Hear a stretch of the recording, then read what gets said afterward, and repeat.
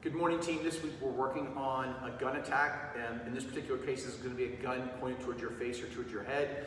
A whole bunch of things you need to know about this. Number one, when you're training with guns, don't put your finger in where the trigger is, because chances are, particularly in this technique, you're going to break your finger if you do that. Leave it out. Number two, when training with a partner, you don't hand them the gun in between.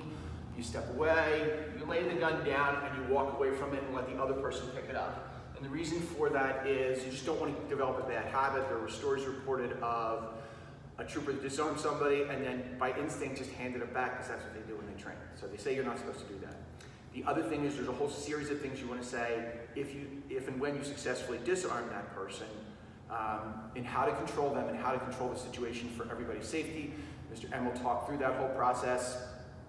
So we're going to start out. I'm going to point it here, and we're just going to talk through it first. He's going to drop his weight to get underneath it, and he's going to redirect up and on an angle. He's then going to step in with his right, so the gun is pointed at me, which is horrible for me right now.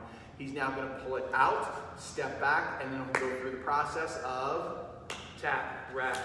Lay down flat. Look away. Cross your legs. Flip your hands over. Someone call 911. Cool.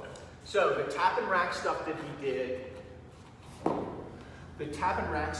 is when the gun is kind of jumbled about between the two people, there's a chance the magazine becomes disengaged and something happens to the slide mechanism to disengage it. So you tap it to make sure the magazine is firmly in place, and then you slide the action to make sure there's actually a bullet in the chamber. I'm not an expert, I'm just sharing with you what experts have told me. So that is a technique called Automatic Disarm. Once again, it's a gun pointed directly at your face. That's it. Have a great week, team. We'll talk to you next week.